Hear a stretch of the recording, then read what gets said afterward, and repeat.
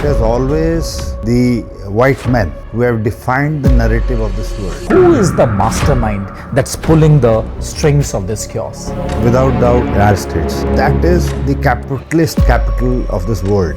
There was absolutely no problem with Libya. There was no problem in Iraq. They just came in two wars. They just removed Saddam Hussein and took charge of oil. They made their bases in Kuwait. There was no Osama bin Laden found in Afghanistan. They bombed it for 20 years. Meet Air Marshal Sanjeev Kapoor, one of India's most decorated military leaders, a man who's commanded the skies, trained future warriors at the NDA, and spent a lifetime watching how global power really works from the inside. I'm just very curious, what is it about Pakistan that US continues to support them and IMF continues to bail them out? मैं हमेशा कहता हूँ उनका लाडला बच्चा है. अब वो बदमाशी करेगा, चीज़ तोड़ के आएगा तो माँ बाप कहेंगे बेटा ये लो कोका कोला पी लो, दोबारा मत करना, फिर ऐसा कर लो, ये चॉकलेट ले लो, तो उनको बोलते हैं आप F-16 ले लो जी, फिर आप ऐसे मत करना, इंडिया पे ये एमरैम ले लो, तो बोलते भी रहते हैं और देते भी रहते हैं. What is going on between US and Israel? Why is the bond between US and Israel so unshakable? You know, Sanjeev sir, today what we are going to discuss is extremely important to understand the way geopolitical scenario worldwide is going on. And considering the chaos that we have. Now look at what all is happening. There are wars happening in different parts of the world, be it Russia-Ukraine war, be it the recently Israel and the Iran war. What's happening between India and Pakistan and the climatic condition, and there's some kind of chaos. I've always failed to understand who is the mastermind that's pulling the strings of this chaos. See, historically, more so Second World War and beyond, it is always the white men who have defined the narrative of this world. The developing countries or the countries which were so powerful to be a threat to them were neutralized in Second World War. Then the complete industry moved to Europe and America. The only challenge at that stage was USSR, and the Cold War prevailed from Second World War beyond till 1991, disintegration of USSR. In few centuries, 1991 will be a turnaround year in the history of modern world. Yeah. What happened in 91 when USSR disintegrated? It was a loosely, collated entity of about 19 countries. It just gave way. So their military might, their nuclear might, their other strong points, without any bullet being fired, got disintegrated. So to put it simply, in any Su manufactured aircraft, the engines went to Georgia, the tire manufacturing went to Tajikistan, the assembly went to Ukraine, So it put them behind by so many decades. So what the West could achieve, they achieved in one shot. With Russia nearly. The politics after 91 were different till it was before 91. Globally, the power which the Western world wanted to hold started to come after this period. And this is where when the Gulf War began, this is where when the fight for oil, petrodollars, gold, rare earth, minerals, shipping lines of trade, setting up of businesses, changing the mindset of people, how they look. And lo and behold, by end of 90s, internet was there. So the whole life, if you see, one life is before internet, another life is after internet. After internet. And people who are controlling all this never come to in any forum, in any limelight, in any frame. They control things which nobody sees. They are people whom we call deep state, controls every trade in this world. They control all the pharmaceutical trade, they control all the drugs, they control all the smuggling, they control all narcotics, human trafficking, pedophiles, and they have various phases of, they will launch a green campaign, they will launch a PETA campaign, they will launch, some campaigns to keep a human. So after internet, what you find now, we are creating a generation of confused people. You go to buy a car today of one particular model. There are 18 variants. You ask for a cup of coffee, there are 15 types of coffee which they offer you. When we were all young, there used to be one tea, one coffee. That's it. You get down on a railway station, there was one steel container. Coffee also came later. Coffee came in 80s or so. Before that, it was only tea. So this is how they work. And these are the people who control things. Yeah. When you're talking about deep state, and when we're talking about the Western countries, if you were to identify and put your finger on, which country on globe would you point a finger on? Without doubt, United States. Because that is the capitalist capital of this world. Everything there is money. You, in our society, in our Asian society and Indian societies, we teach our children to give. When it is a child's birthday, we take the child to a Gurudwara or a temple. From the child's hand, we give food to the needy. If there is, a death anniversary of some elder of our family, we take clothing, go to any orphanage, go to some destitute people and give. If there is any special occasion, we put bandara. The Sikh religion is based on this of giving, helping, nurturing. The Gurudwaras are feeding people from morning till night without asking any questions. This ability to give does not exist in America and in any other European country. To ask for a glass of water without paying in any of these countries is unheard of. And here, every house, every corner, every road junction has piaus or the water points where people voluntarily, you go to any railway station, any bus stand, you'll find elderly and people just providing and giving water to everybody. Every Indian house keeps a bowl of water even for birds and animals outside their house. See the cultural difference. Yeah, it's a different mindset altogether. Yes. You spoke about something very beautiful. You said that the intention is to confuse people. If you go to a cafe, you would have 15 variants of coffee. If you go to a car showroom, you would have 20 variants of the same model. What is the intention behind confusing people? See, we all, especially your viewers, young generation, I would like to convey through your forum.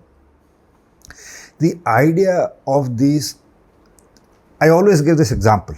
You keep a cheese in a rat trap and the rat gets caught. Why is he caught?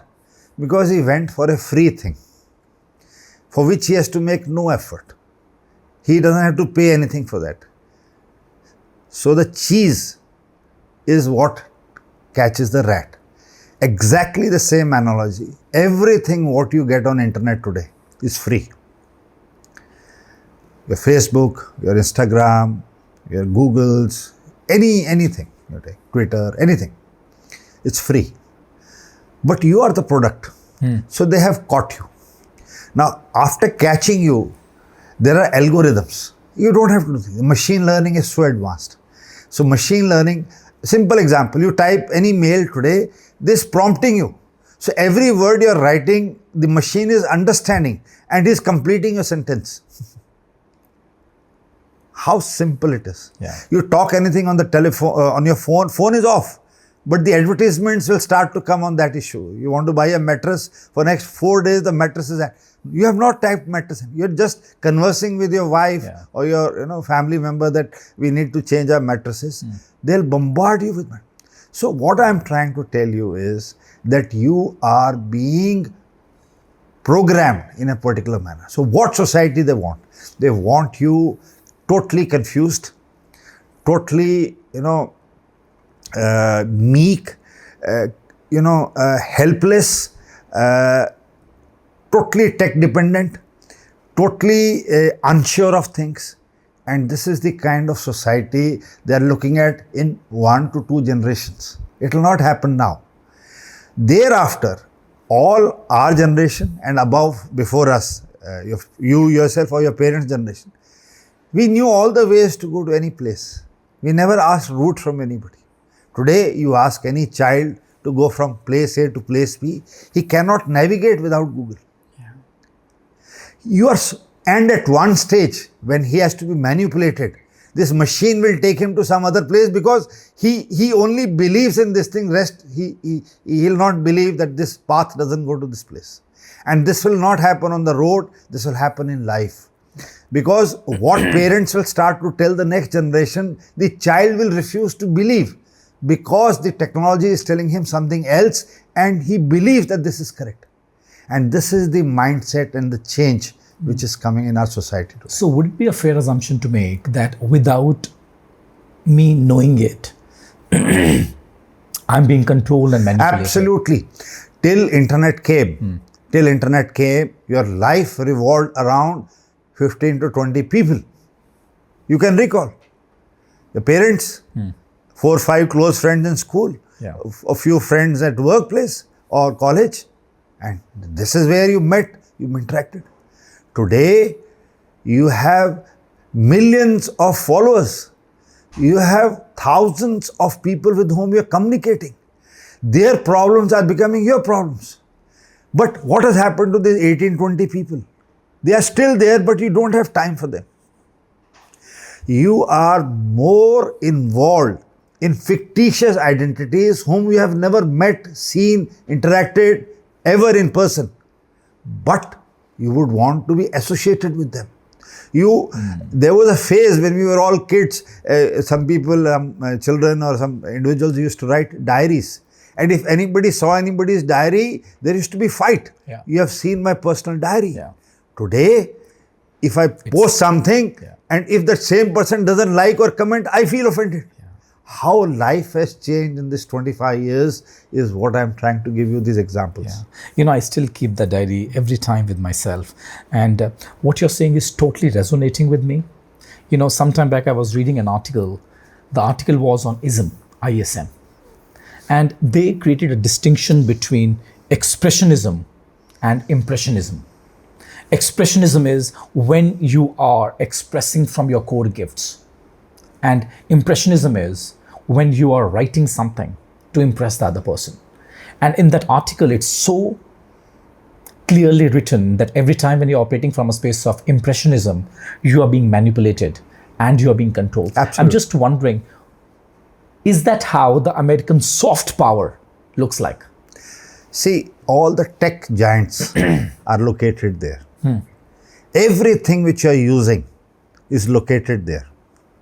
The top companies, tech companies who are manipulating you are based out of there.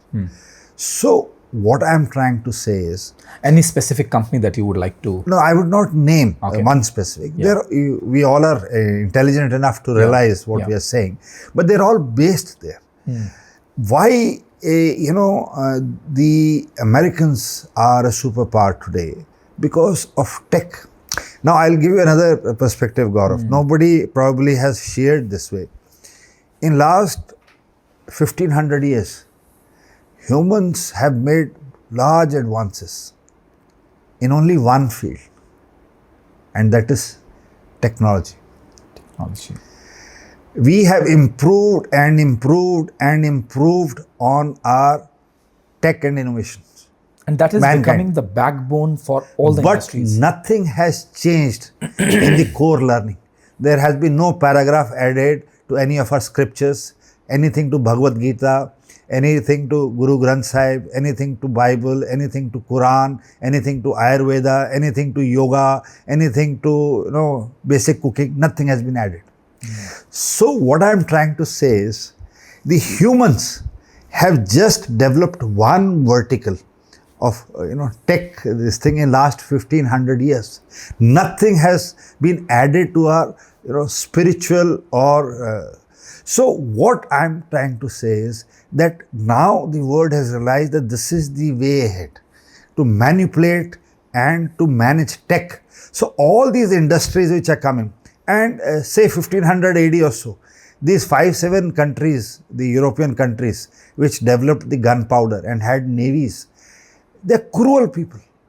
So they set course on boats with guns and cannons and started looting and plundering the countries. They went to Africa, they colonized every country. They went to Asia, they colonized and occupied, be it Dutch, be it French, be it Portuguese, be it Spanish, be it British, be it anybody. They just looted and plundered. And that is the way of life. Today they are doing it by wearing coat and tie. Earlier they did it by coming on ships.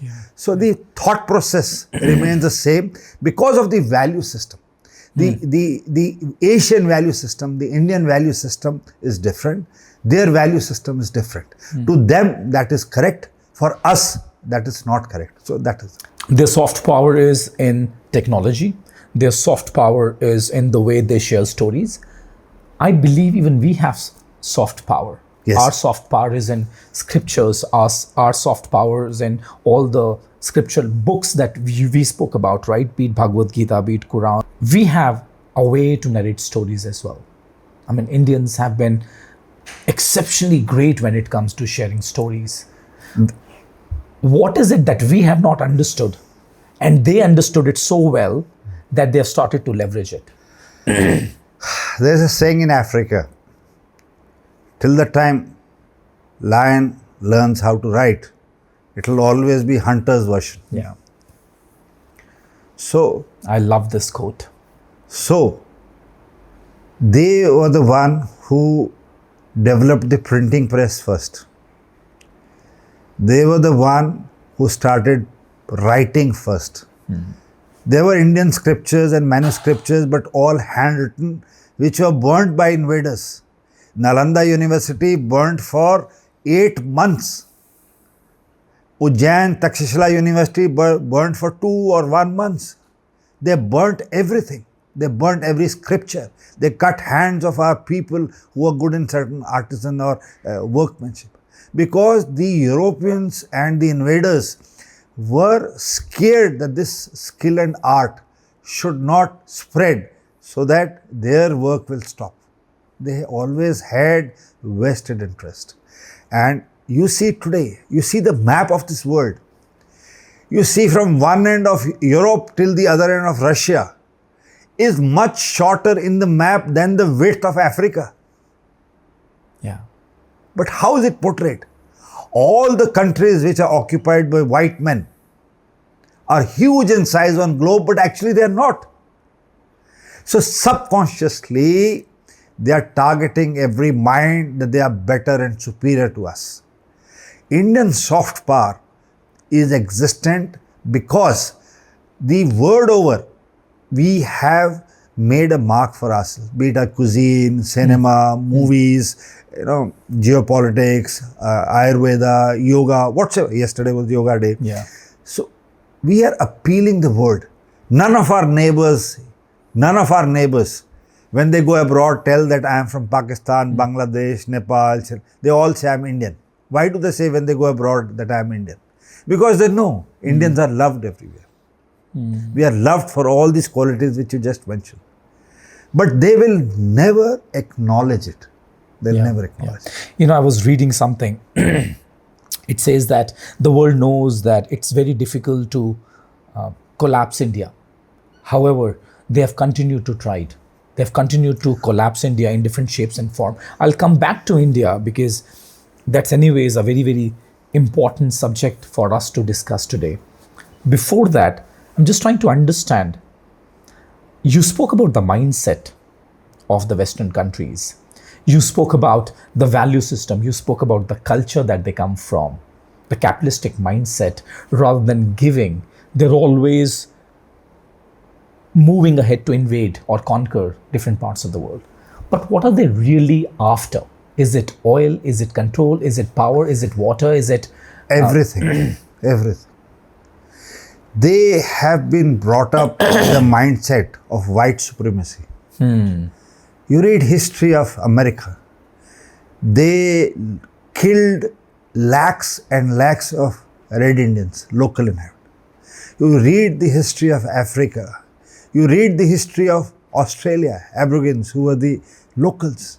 These white men have gone and changed the demography of the whole place.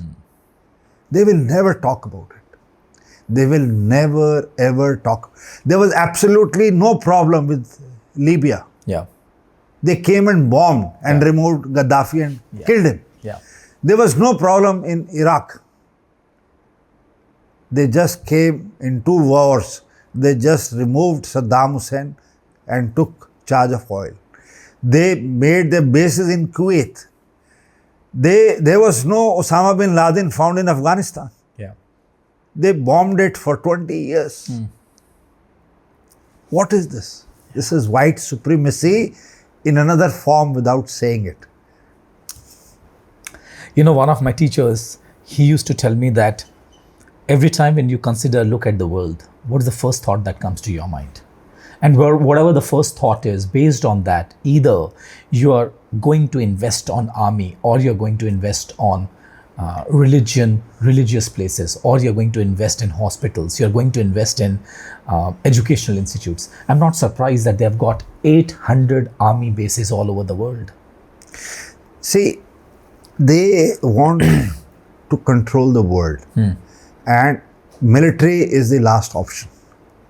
So they first try diplomatically, they first try through coercing, then they will put trade embargoes, then they will stop and deny you certain cutting edge technology, then they bring you to the negotiating table. Once it starts pinching you, they will say we will do that, this, that, and in the end, if all this doesn't work out, then now they have the army. Last night, the Americans struck Iranian nuclear targets. Yeah. The American President Trump, in his second tenure, in campaigning said, enough of America, we will never fight and enter any other country's war. He said in his campaign throughout.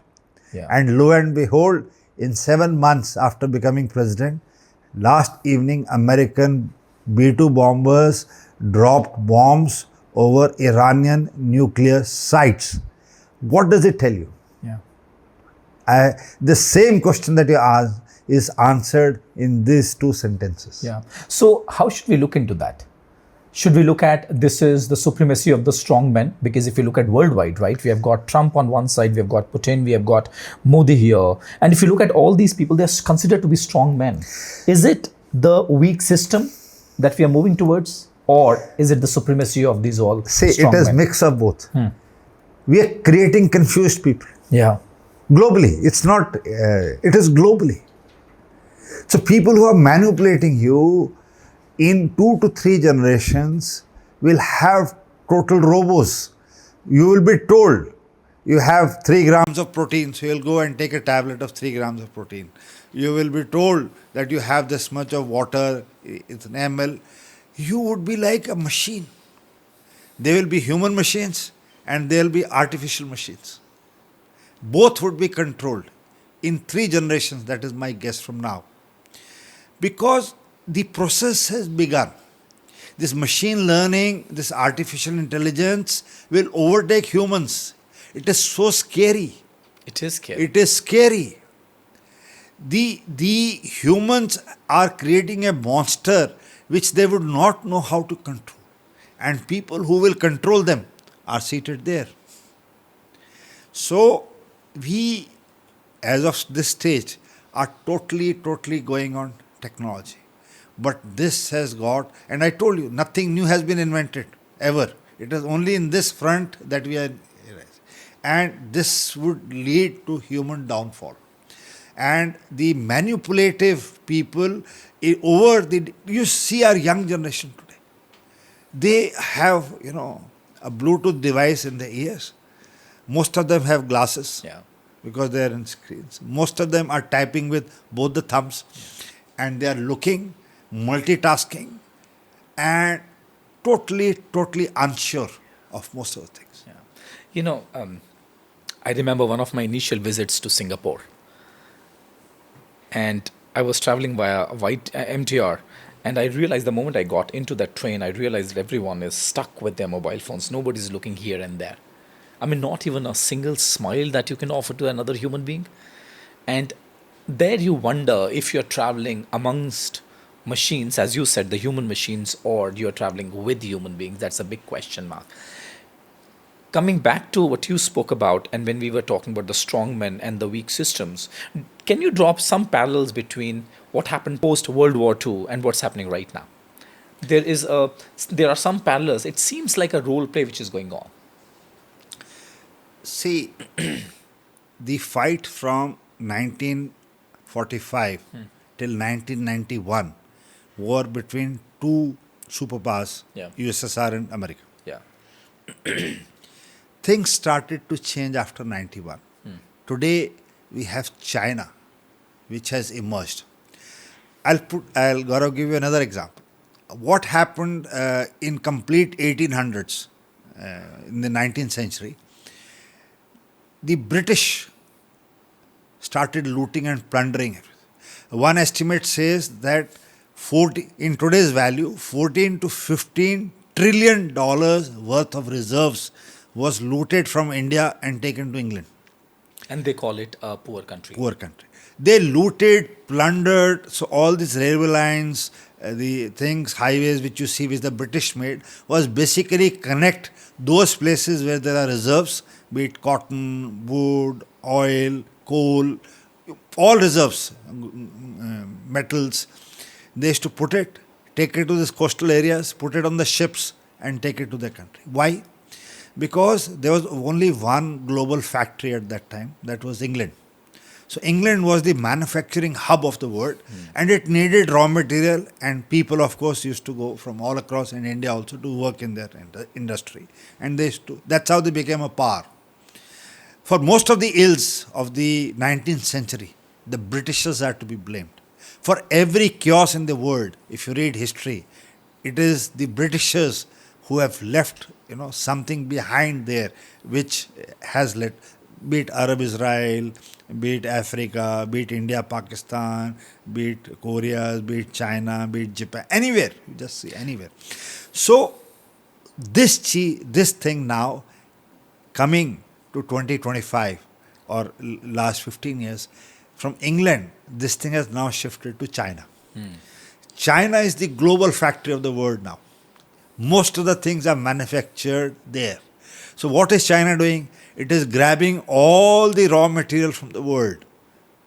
Any country, rare earth, minerals, oil, gold, coal, iron ore, steel, minerals, and taking it to China. So roles have just reversed. Yeah. And now China is rising. China is rising to discomfort of Europe and America. Yeah. And that is, you see, any ongoing conflict, you will never find China openly coming. When full NATO and Europe were fighting Saddam Hussein Gulf War 1, China never came into being. And China continues to invest in the Cutting infrastructure. Absolutely. Cutting edge technology, infrastructures in different countries. Yes. Today, in many ways, in machine learning, in artificial intelligence, in robotics, in space, in electronics. I was watching an interview of 2014, 2014 or 2016 on television of Elon Musk. And he was asked on a US channel about a Chinese company, Baidu, who's starting to manufacture electronic vehicles. I've seen that interview. Elon Musk laughed. He laughed so loud. Means, how can you compare Tesla with Baidu? Yeah. Come to 2024. In all verticals, Baidu is ahead of Tesla. Yeah. Tables have shifted. So, do not underestimate why they are doing. They have got Asian values, which I said. The values of a community, country, society play a very large role. These are civilizations. Iran is a civilization. China is a civilization.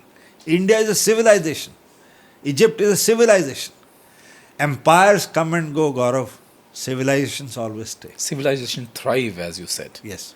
You know, I really loved it when few days back when we were talking about, and I was talking about that, why do you believe India is surrounded with enemies only? And you said, you made a very prominent point. You said India is a civilization and all the countries, they come from us. Yes. We are the mother. India is a mother, and all these countries, be it Pakistan, be it Bangladesh, be it all the neighboring countries that we have, they are our children. And I felt a sense of pride and responsibility as well when you said that. You have touched on something which is very close to my heart. When you said that to a large extent, it's the Britishers that have to be held responsible.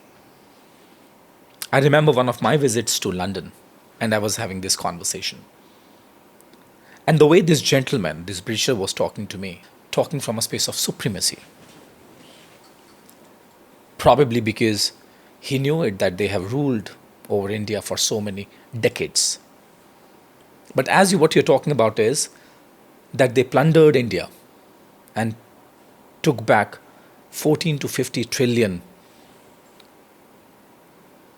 and shattered our economy. How would have the world looked like if not for that? If India would not have plundered? 1865, 1870, if you see Google, India had 30+% of global GDP. And China also had similar, around 25 to 30. So India and China were the main hubs. They were so backward in all aspects. Till they found, gunpowder, destruction. There, hardly anything has come out. And the more I read, I realize that most of the inventions from our subcontinent, our country, have been taken away by these white people and said that we have invented it. Most of it is incorrect. And those things have been put in our books, in our scriptures, centuries before the white man said. But what did I tell you? It is their narrative that will sell, because they developed these printing presses and publishing books, which they circulated across the world, and systematically they removed from circulation all what was existing so that their narrative is said. So when a child grows up and what he reads in school, college, books, he starts to believe in that. That is what this young generation is now doing. Whatsoever they are seeing on social media, internet, books, they will believe in that. So rather than capturing the territories and the land, right now what they're doing is they are capturing the minds of the people and manipulating it. Absolutely. Absolutely. Now, here's a question. If you look at you spoke about Britishers, you spoke about China, you spoke about US. Now, what do you think? Who has caused more damage to the world? I told you it's collective. It is collective. It is not one country. It is the thought, the very It's thought. the ideology. Ideology with which they work, which is creating maximum. You look at the plundering that is going on in Africa. Simple people, Africans, because the top level in all these developing countries, by design is made corrupt. So when the top leadership of every country, developing country, is corrupt, it is very easy to manipulate. So what they do is, they are just going in for resources. They are going in for... So you see Brazil, the complete Amazon belt has been looted and plundered of wood, teak, and minerals. There's oil available. The best oil, which by its latency, comes from North Africa, be it Algiers, be it North part Libya. The best oil in the world is from North African belt. They have control over that. The French went and cut most of the people when they occupied large part of Africa. Yeah. So today, when the Africans are coming into Europe, there's a problem. But when these white men went in and they, colonized country after country, region after region, they had no religion. They were tribal people. So they forced their religion onto them. They forced and butchered. The slaves from Africa were put in boats and ships and brought to America. You see the movies and the books written of those period. I have a magazine which shows what is Black Friday. A Black Friday sale was when the blacks in America were put for sale on roads, on platforms. Young boys, girls as young as 5, 6, 7 and older people were sold in marketplace. They slaves in Africa, in South Africa, in Zimbabwe, in Botswana, they were made to hang upside down by these white people, by these rangers, because they disobeyed or didn't follow instructions. What are we talking today of equality? It is. What are we talking about? Equality. What are we talking about? This thing.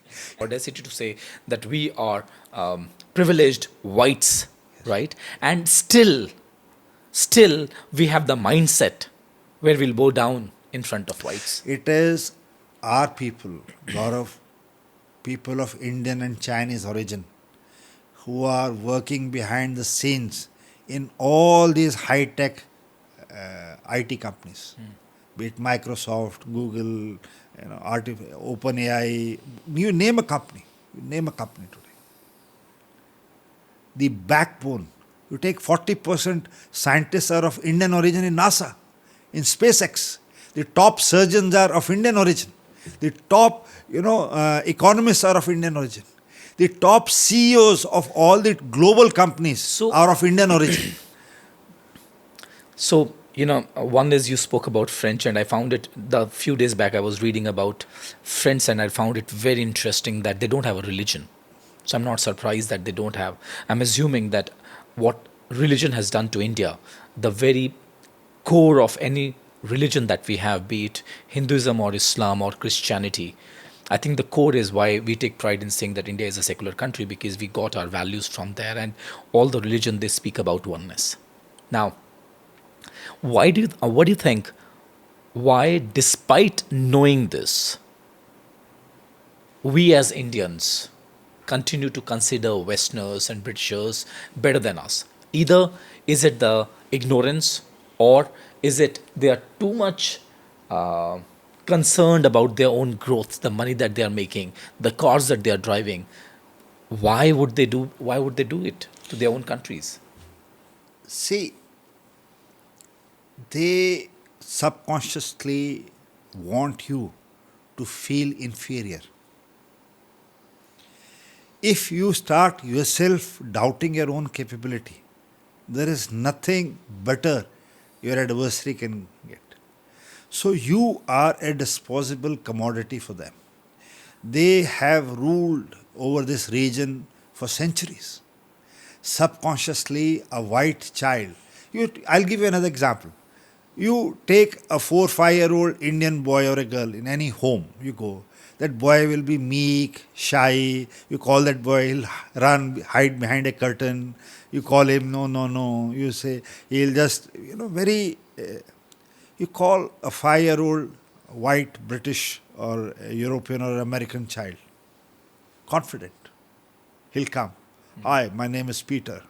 Where have you come from? How can I help you? This is a 5-year-old white boy. What is the difference? The difference, in my opinion, is mindset. With which mindset are you bringing them up? It is the environmental factor with which, one person is brought up. The supremacy is inbuilt in their mindset from the day one. They don't. There are no classes to tell you this. It is inbuilt, and with which they. Why do we Indians we go abroad? There are a lot of factors. We can discuss this over 5 podcasts. What is the problem in our country? Why our young children are going abroad? And could be reservations, could be other factors. That is totally subject based. But what bulk of the Indians are doing there? We are working for this white man in whatsoever capacity. Yeah. Be it startups, be it corporates, be it industries, be it. And who is bringing them up is us. So, on whose mind and power are they growing?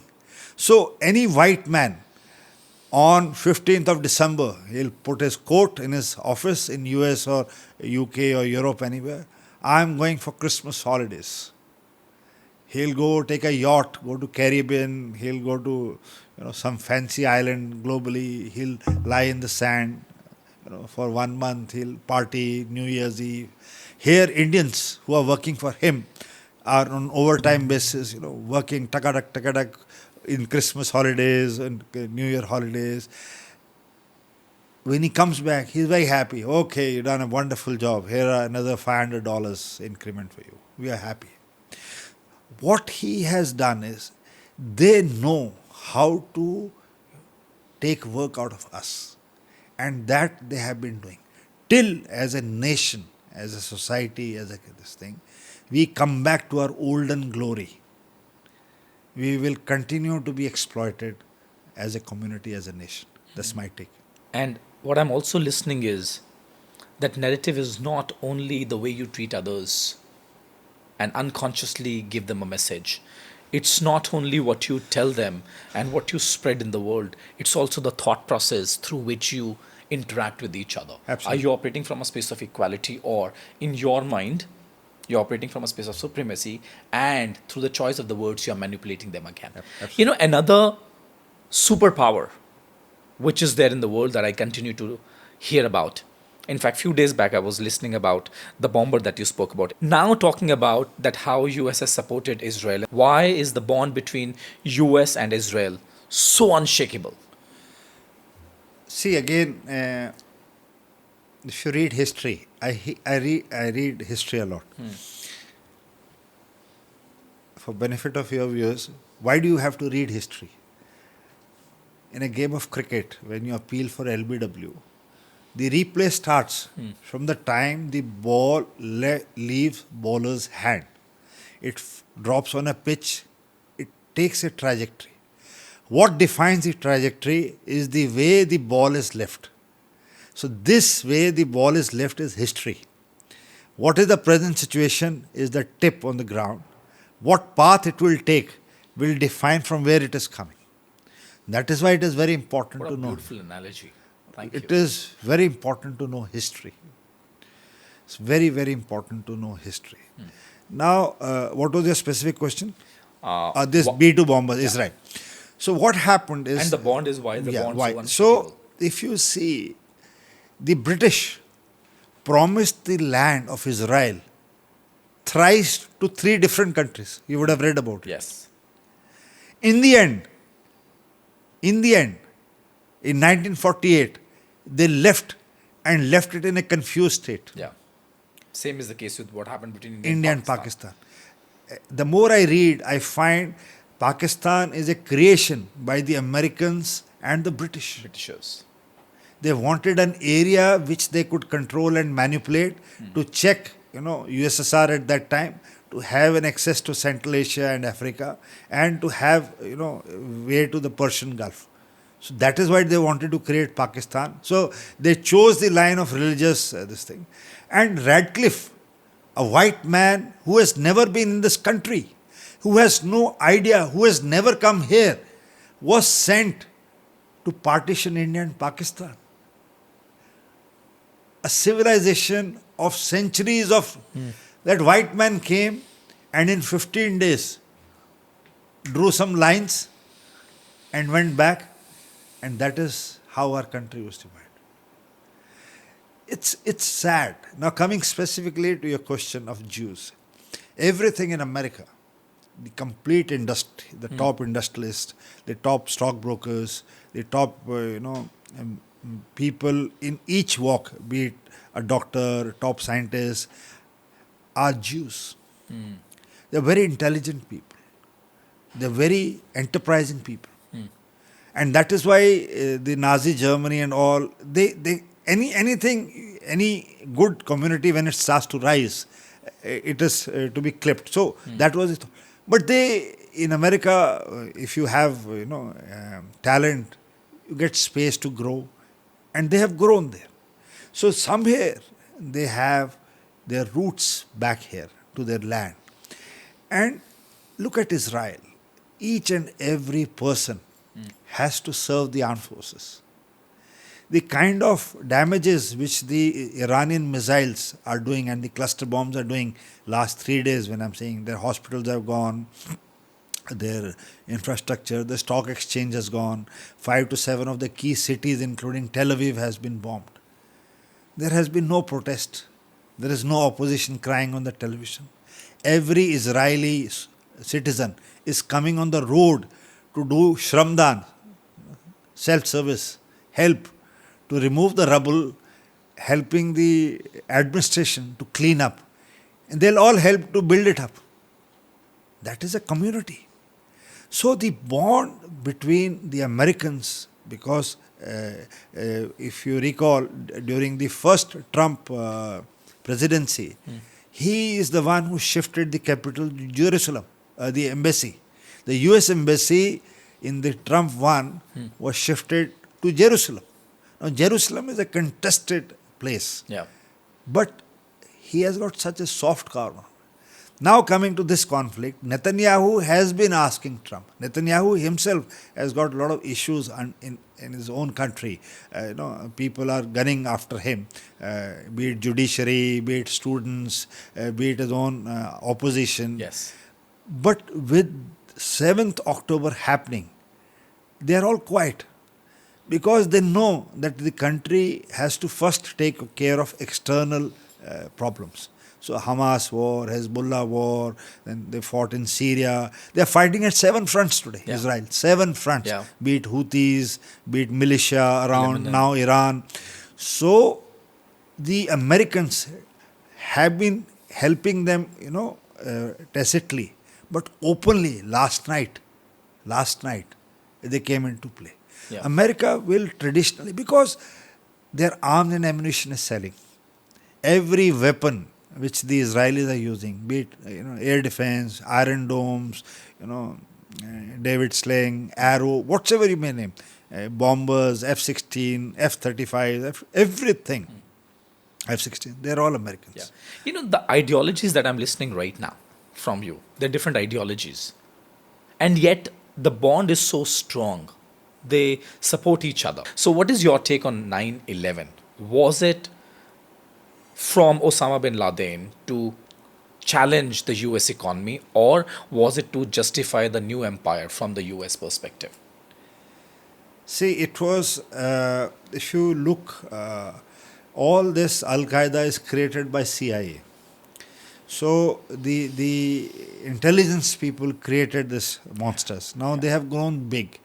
And now they reached the American soil. Because till date, barring the Pearl Harbor, which happened on an island by the Japanese, there has been no attack on the American soil.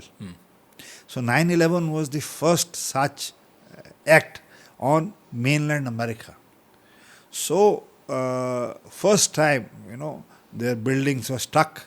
The Pentagon was, tried to be taken out. Their infrastructure was taken out in form of human bombs, so as to say, by taking the aeroplanes down. So this shook them to the core. When you sit and become complacent, complacency should never set in geopolitics, in military, in warfare. It should never set in.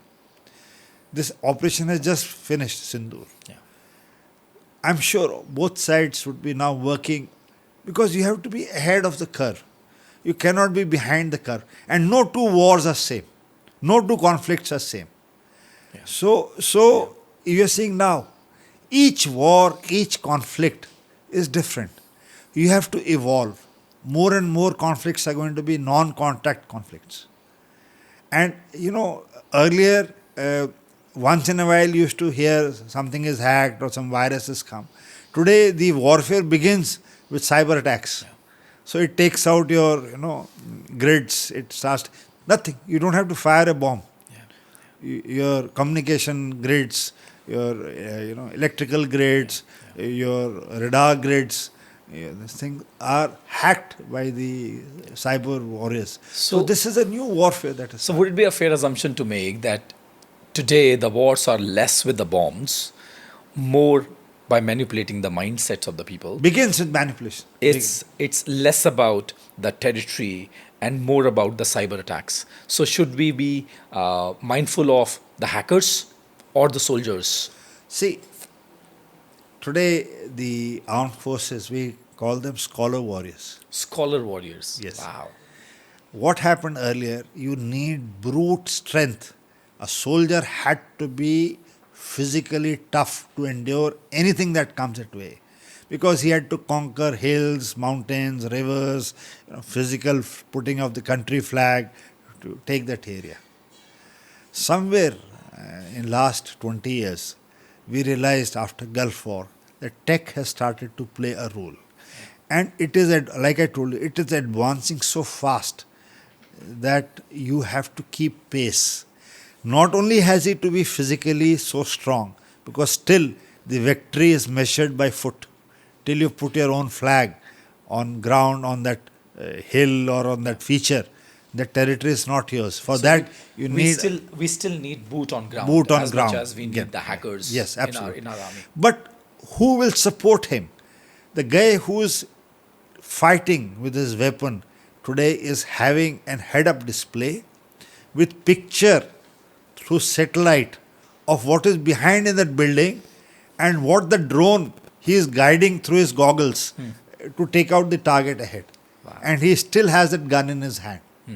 This is the soldier, what is needed today. Yeah. So the warfare has changed, the technology. So today it's a mix of, so every soldier today is taught B.Tech in NDA. Yeah. We are teaching B.Tech now. This was realized 15 years ago. So earlier there used to be normal graduation, BA, BSc. But today we are teaching them B.Tech, every officer who is passing out, so that when he puts his hand on anything, everything is tech. Would love to know more about the kind of work that you have done with NDA and AFA. So let's shift gears since we are talking about the Operation Sindoor. I'm just very curious, what is it about Pakistan? I mean, is it the strategic positioning on the world map that US continues to support them and IMF continues to bail them out? I asked you a few days back when we were talking, I said, is it their favorite child or what? Yes. मैं हमेशा कहता हूँ उनका लाडला बच्चा है. हाँ. तो जब भी लाडला बच्चा whom you know is not good, bad, but still you love him क्योंकि अपना बच्चा है. तो उसको पुत्र दोष. हाँ, पुत्र दोष जो भी पुत्र मोह जो कह लीजिए आप, पुत्र मोह कह लीजिए. अब वो बदमाशी करेगा, चीज़ तोड़ के आएगा तो माँ बाप कहेंगे बेटा ये लो कोका कोला पी लो, दोबारा मत करना, फिर ऐसा कर लो, ये चॉकलेट ले लो. तो उनको बोलते हैं आप F-16 ले लो जी, फिर आप ऐसा मत करना इंडिया पे, ये एमरैम ले लो, फिर हम ऐसा नहीं करना, आगे से हम आपको थोड़ी सी और मिसाइल और रडार दे देंगे, ऐसा मत करना. तो बोलते भी रहते हैं और देते भी रहते हैं. तो ये all these agencies which they control directly or indirectly, World Bank. Are you aware that 1960 Indus Water Treaty, I was reading, was brokered by World Bank? And who was in this World Bank board? All the Americans and the Britishers. 80% of the water was given to Pakistan. Yeah. This, during the ongoing Op Sindoor, IMF gave another bailout, I think so 24 or 27 of them. I was reading, for me this was quite astonishing. It says Pakistan has turned to the IMF 24 times since 1958. Total loan commitments stand at about 25.9 billion. Why are they supporting them? They are their proxies. They are their balancing proxies in the war on terror, which they so-called. Who helped Pakistan, the allies, the NATOs? The complete ships and all used to come till Pakistani ports of Karachi, and by road their equipment moved into Afghanistan. The air bases were provided for servicing, turnaround.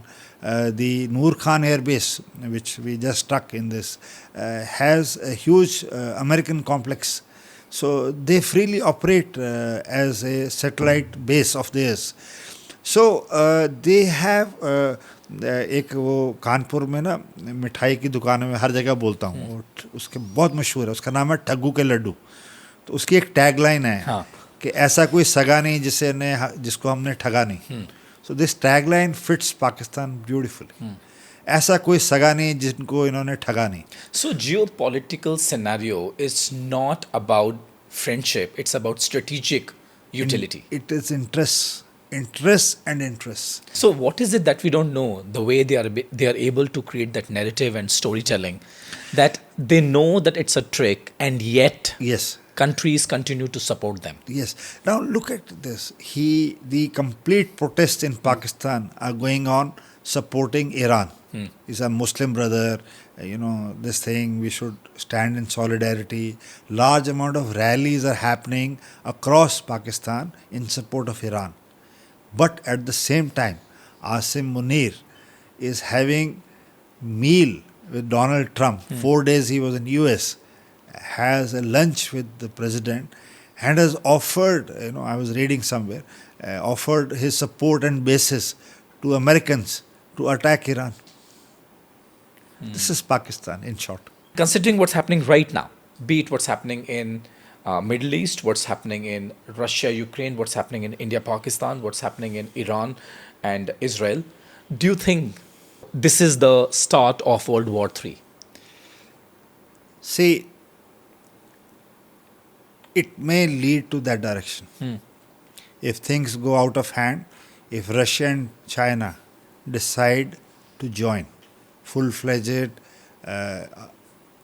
after last night's attack, they would be weighing in their options.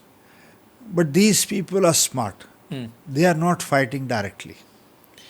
What has happened is the complete European Union is fighting Russia through Ukraine. Ukraine has already lost about 20 to 30% of its territory. Billions and billions worth of infrastructure has gone because it is NATO plus USA fighting with Russia via Ukraine. Say it again. Russia is fighting NATO, that is EU and America through Ukraine. Through Ukraine. And they are aware of this. They are aware of this. Now what has happened here, the complete Western equipment was given to Pakistan and some Chinese. It is the first time the Chinese weapons were used in any conflict ever in this 4-day war ops in Belgaum, So the whole world would be watching the performance of Chinese weapons.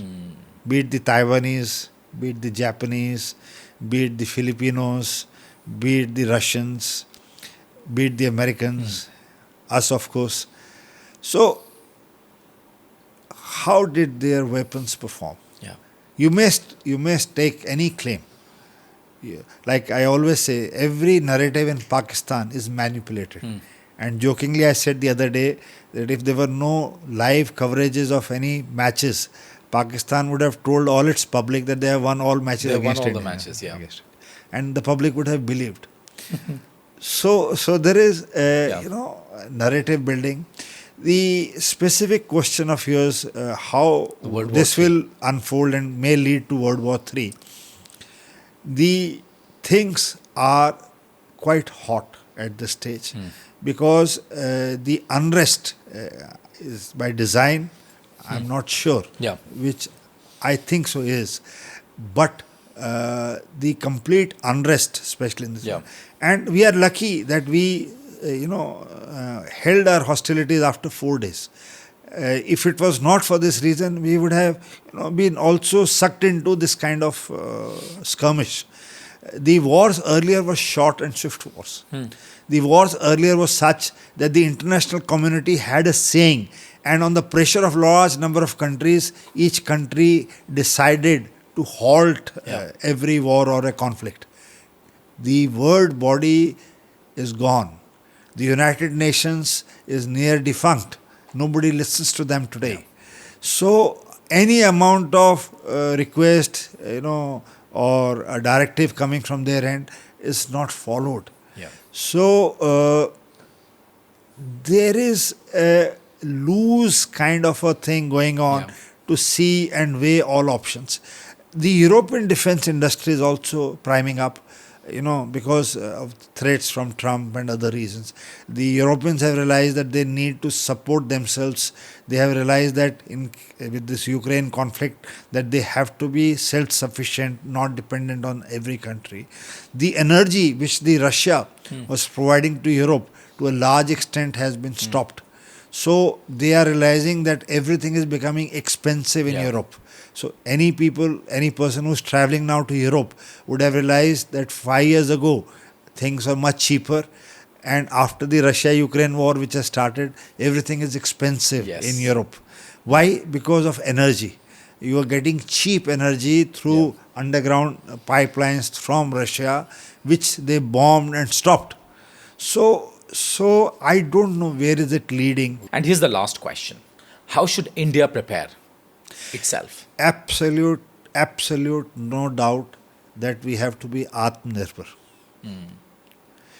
There is no doubt in anybody's mind in our country, in top leadership, be it military, be it political, be it anybody.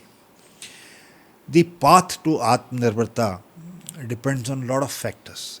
We do not have cutting edge technology which defines a weapons. There are only 4 countries in the world which make a fighter jet engine. They are not going to part with it. A fighter jet engine has thousands and thousands of moving parts. It has alloys of 7 to 8 metals. It has, temperatures ranging from thousands of degrees of centigrade inside, in centrifugal movement of 18,000 to 20,000 rotations per minute, and yet producing the thrust. We don't have that technology. So till we reach the level where we can make sophisticated radars, sophisticated weapons, we can make our own jet engines, we can make our own aeroplanes, we can make our own weapons which are linked to satellites, we can have our own constellation of satellites. We would be dependent on somebody. Until we are dependent on somebody, we would always be asked to compromise on certain things. So this is the way ahead. Thank you, Kapoor sir. Thank you so much for your time. And for me, it was a masterclass. Genuinely, thoroughly enjoyed the conversation. Thoroughly learned a lot. And would love to interact with you more on several subjects, be it what's happening between India and the neighboring countries, or what happens at 30,000 feet above ground, or there's so many subjects that we can talk about. So thank you so much. Thank you, Gaurav. Thank you. And I would love to just make a request to all our listeners. If you really enjoyed this conversation, do take some time to click on the subscribe button, follow us on YouTube, follow us on Spotify, subscribe to our Apple, and let's continue to have these more conversations, and let's learn together. Thank you, Shukran. Gaurav. Thank you.